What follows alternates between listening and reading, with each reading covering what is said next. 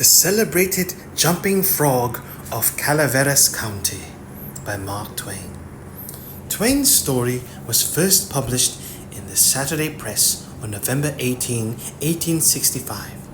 It was republished in the Celebrated Jumping Frog of Calaveras County and Other Sketches in 1867 by Harper Brothers. Now let's begin, shall we? The Celebrated Jumping Frog of Calaveras County by Mark Twain. In compliance with the request of a friend of mine who wrote me from the East, I called on good-natured, garrulous old Simon Wheeler and inquired after my friend's friend, Leonidas W. Smiley, as requested to do, and I hereunto append the result. I have a lurking suspicion that Leonidas W. Smiley is a myth, and that my friend never knew such a personage, and that he only conjectured that if I asked old Wheeler about him, it would remind him of his infamous Jim Smiley, and he would go to work and bore me to death with some exasperating reminiscence of him as long and as tedious as it should be useless to me. If that was the design, it succeeded. I found Simon Wheeler dozing comfortably by the bar-room stove of the dilapidated tavern in the decayed mining camp of Angels, and I noticed that he was fat and bald-headed, and had an expression of winning gentleness and simplicity upon his tranquil countenance. He roused up and gave me a good day. I told him a friend had commissioned me to make some inquiries about a cherished companion of his boyhood named Leonidas W. Smiley. Rev. Leonidas W. Smiley, a young minister of the gospel, who he had heard was at one time a resident of Angel's Camp. I added that if Mr. Wheeler could tell me anything about this Reverend Leonidas W. Smiley, I would feel under many obligations to him. Simon Wheeler backed me into a corner and blockaded me there with his chair, and then sat down and reeled off the monotonous narrative which follows this paragraph. He never smiled, he never frowned, he never changed his voice from the gentle flowing key to which he tuned his initial sentence. He never betrayed the slightest suspicion of enthusiasm, but all through the interminable narrative there ran a vein of impressive earnestness and sincerity which showed me plainly that, so far from his imagining that there was anything ridiculous or funny about his story, he regarded it as a really important matter and admired its two heroes as men of transcendent genius and finesse. I let him go on in his own way and never interrupted him once. Reverend Leonidas W. Well, there was a feller here once by the name of Jim Smiley in the winter of 49. Or maybe it was the spring of 50. I don't recollect exactly, somehow. Though what makes me think it was one or the other is because I remember the big flume warn't finished when he first came to the camp.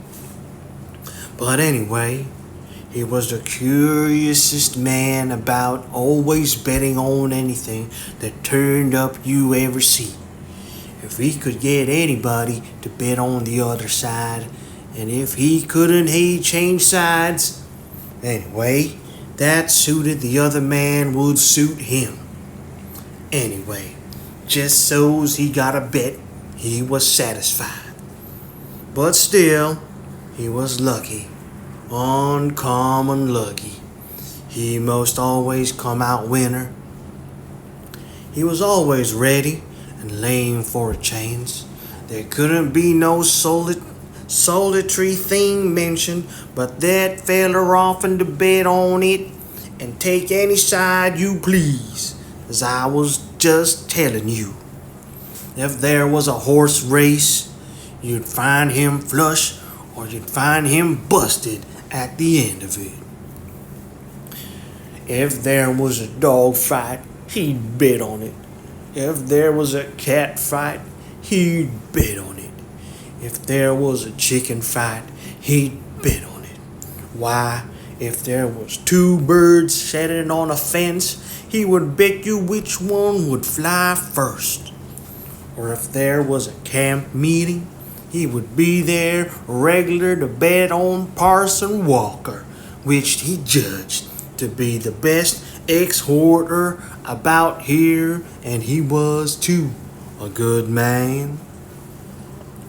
If he even seen a straddle bug start to go anywheres, he would bet you how long it would take him to get to wherever he was going to. And if you took him up, he would follow that straddle bug to Mexico. But what he would find out where he was bound for and how long he was on the road. Lots of the boys here has seen that Smiley and can tell you about him. Why, it never made no difference to him. He'd bet on anything. The dangest feller. Parson Walker's wife laid very sick once for a good while, and it seemed as if they weren't going to save her. But one morning he come in and Smiley up and asked him how she was, and he said she was considerable better. Thank the Lord for his infinite mercy, and coming on so smart that with the blessing of Providence she'd get well yet. And Smiley, before he thought, says, "Well, I'll risk 2.5. She don't anyway." This year Smiley had a mare.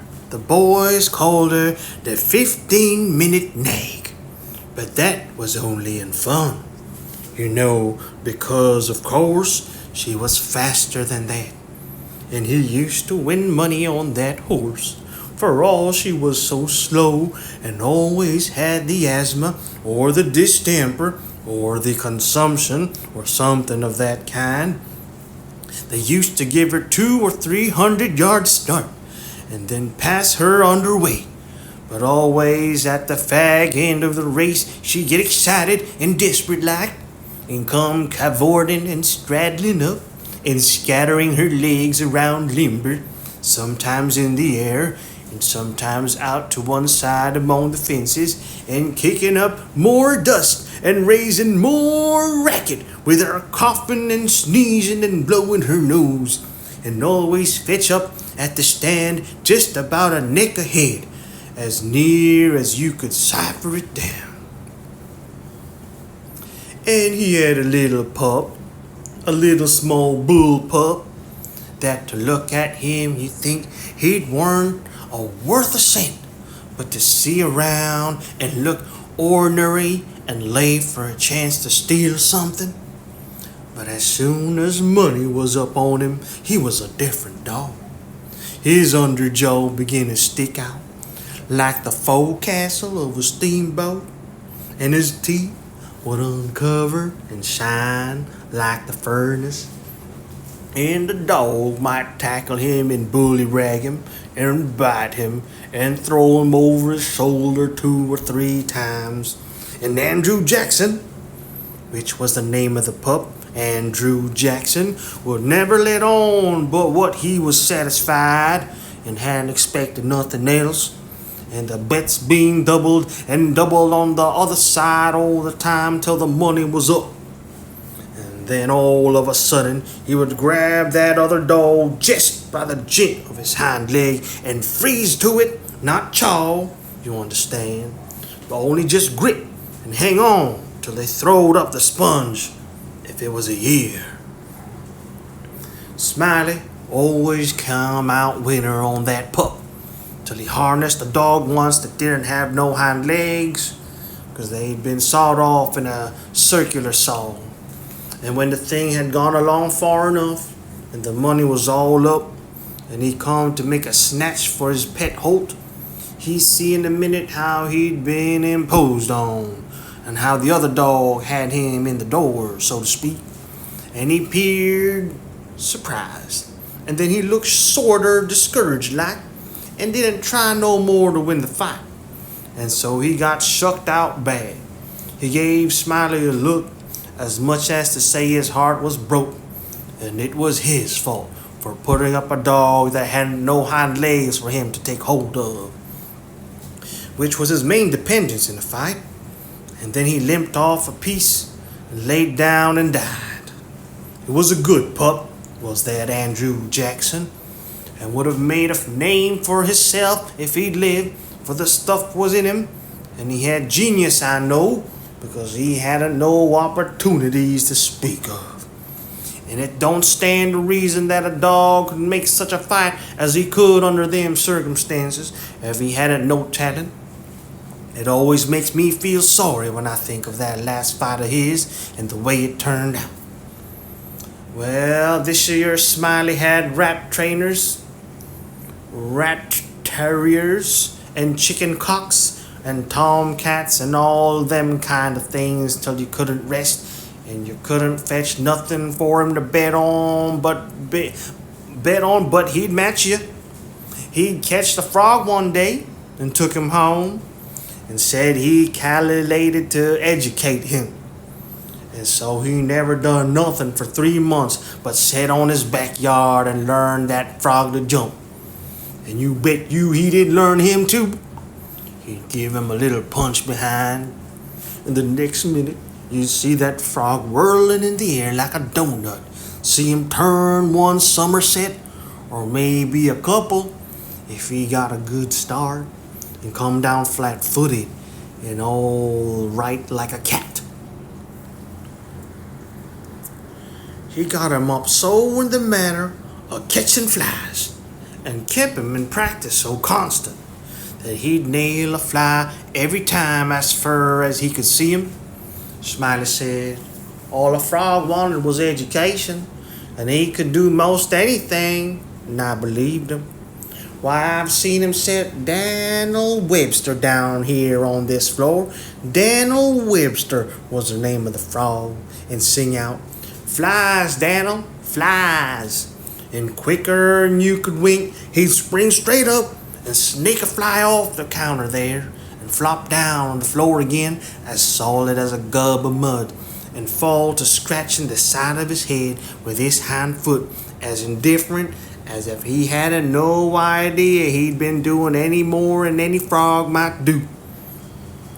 You never see a frog so modest and straightforward as he was, for all he was so gifted.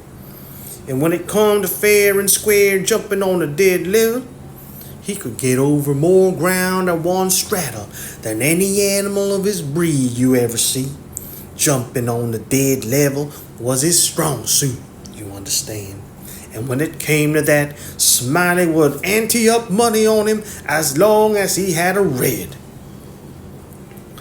Smiley was monstrous proud of his frog, and well he might be, for fellers that had travelled and been everywheres, all said he laid over any frog that ever they see. Well, Smiley kept the beast in a little lattice box, and he used to fetch him downtown sometimes and leave for a bet. One day, a feller, a stranger in the camp he was, come across him with his box and says, "What might be that you got in the box?"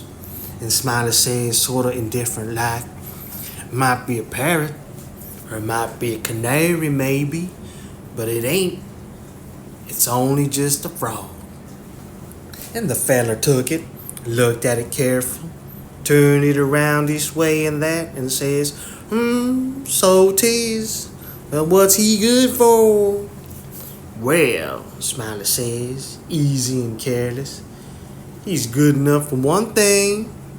I should judge he can outjump any frog in the Calaveras country. Calaveras County.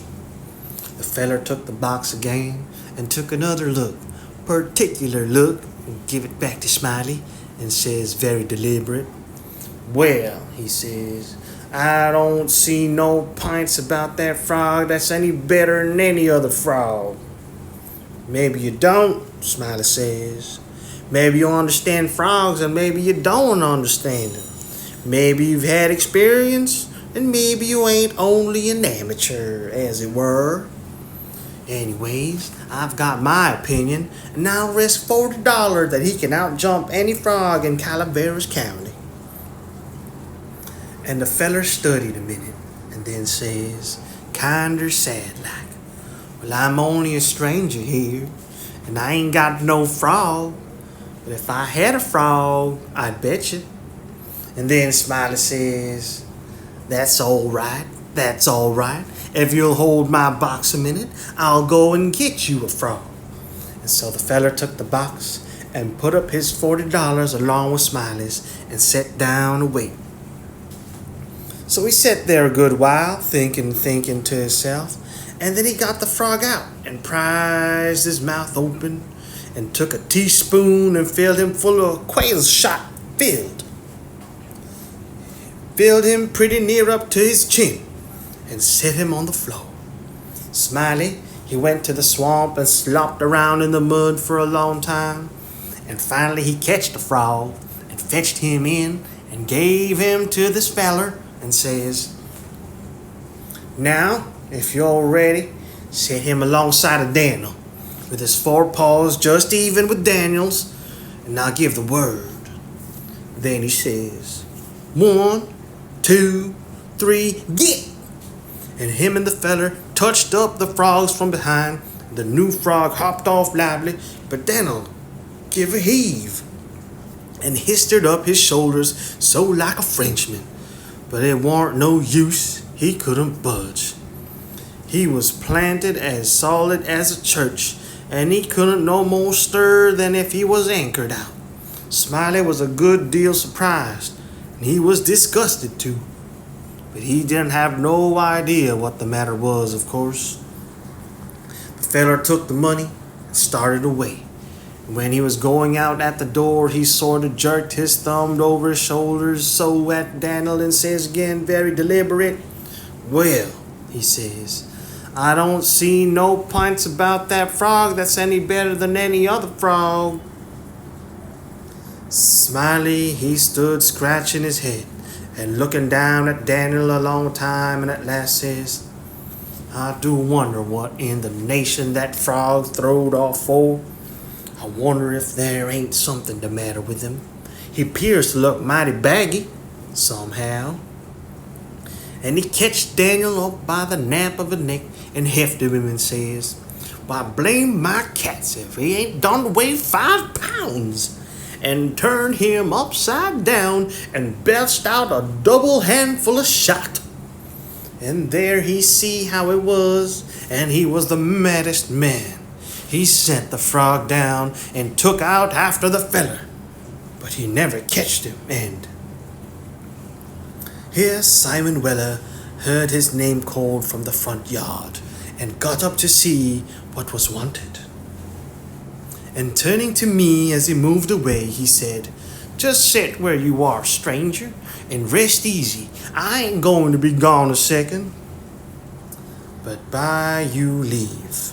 I did not think that a continuation of the history of the enterprising vagabond Jim Smiley would be likely to afford me much information concerning the Reverend Leonidas W. Smiley. And so I tottered away. At the door, I met the sociable Wheeler returning, when he buttonholed me and recommenced, well, this year Smiley had a yaller, one-eyed cow that didn't have no tail, only just a short stump like a banana and, however, lacking both time and inclination, I did not wait to hear about the afflicted cow, but took to my leave. The end.